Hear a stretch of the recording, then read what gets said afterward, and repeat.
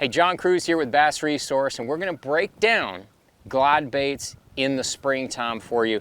These are glide baits. What is a glide bait? Glide bait is a hard plastic lure that has a single joint in the middle to where the tail swings back and forth like that. Now, there are a ton of handmade options out there on the market. There are some production models out there like this Spro Chad Shad. We're going to kind of give you some general ideas on, and I classify these in 3 different sizes. This is a medium-sized glide. Yes, it is 7+ inches long to the tip of the tail, but I'm considering this a medium-sized glide. There are smaller glides that are in that 5 to 6 inch range. Then there are large glides, which are in that 8 to 10 inch range. Each of those are in a different category as far as I'm concerned, but in that early springtime period, glide baits are a really good way to catch some big fish. Now, what are we going to do with these glide baits? First of all, we're going to talk about the setup on what we need to be throwing these on. With glide baits in that medium range, I usually use 18 to 20 pound Sunline FC Sniper. I like that Sniper. It has a little bit of stretch to it. It's a little bit forgiving because we're talking about baits that are 2 to 4 ounces with that middle size. With the smaller glides, the 5 to 6 inch, I'm going to probably be using 16 or 18 pound Sunline Sniper. Kind of that a little bit lighter line allows that bait to be a little bit more free. And then on the larger glides, you're still only going to go up to 20 pound test. If you go bigger than that, say 25 pound test, you're going to start to inhibit your line and your action of the baits. Even with a really big glide bait like a Depths 250, a big glide bait, that's going to have inhibiting action for that. So you don't want that. You want that glide bait to be free and natural and very erratic. And we'll get to the action here in just a few minutes. But as we're going to start fishing that glide bait, the line size is important. The rod and the reel are important as well. I like a high-speed reel. This is a 150 size reel. This is a GS model from 7. The 150 size. A 150 size will work for your smaller and medium-sized glide baits.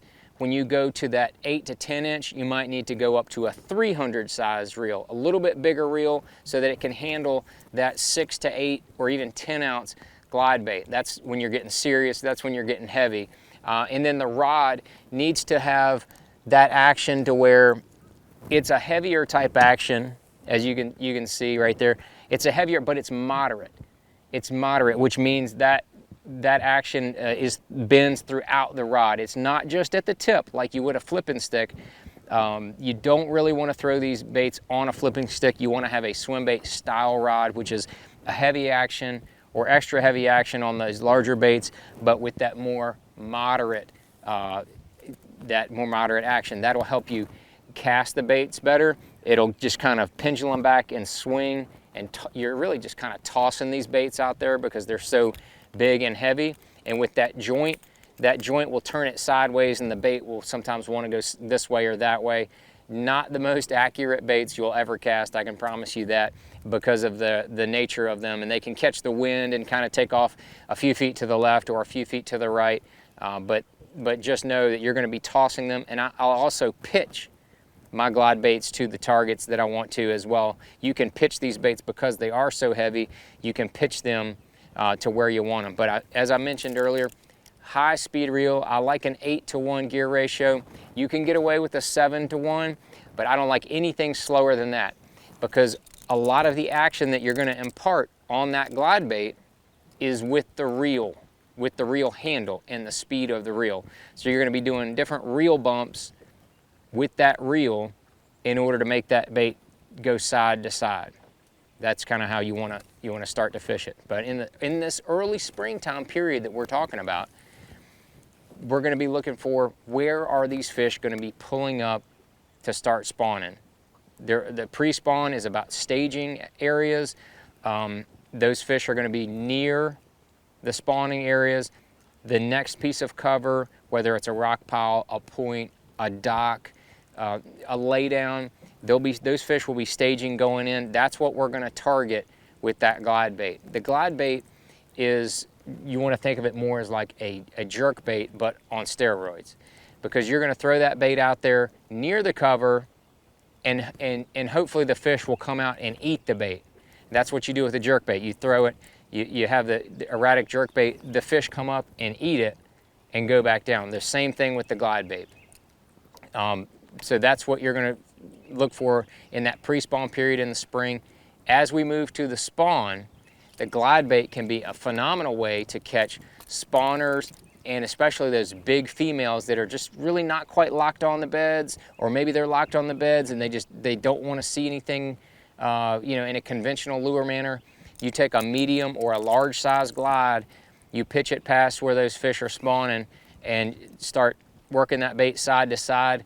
You can elicit that killer instinct in that bass to defend its bed, to defend its area, and they will come out there and crush. I've caught some really big bass on glide baits right during that spawn time period. And then at the end of the spring period, we're talking like that post-spawn period, there's fish that are going to be guarding fry. Those females are kind of like in that lazy time period where they really kind of don't want to eat. You can throw whatever small baits at them and they're just not even waking up. They're not doing anything. I've seen times when those glide baits make those fish come unglued. The bigger females, those bigger fry garters, they see that glide bait darting back and forth anywhere around their fry. You're going to have a percentage of those fish that run out there and just absolutely crush a glide bait like this Chad shad right here. So that is kind of what you're going to be looking for throughout the springtime period with glide baits. I typically like my glide baits to be a little bit higher in the water column during that springtime period. I think those fish are going to want to feel the sun. Sun does not scare me. I've had some really good days with cloudy conditions in the spring, but I've also had some really good days with the sun, because I think that sun makes those fish rise up, especially in the post-spawn period. Those fry are nice and high in the water column. So those fish are up, they're active up in that top part of the water column, and I think that's one of the reasons that the glide bait really can be handy that time of year. I'm not going to be weighting the glide baits like I might other times of the year. That's just me and typically what I do. So fish the glide baits more in that early springtime period, and you will definitely have yourself a lot of fun, catch some really big fish, and have some big followers, because that is part of glide bait fishing too. You will definitely get some followers. For every bite you get, you'll get probably 1 or 2 followers. So that is just part of it. You're not going to catch every fish that you see run up behind your bait. That's just part of glide bait fishing. You have to be ready and used to that when that comes. So go out there, throw it next spring, and you'll have a lot of fun with that glide bait.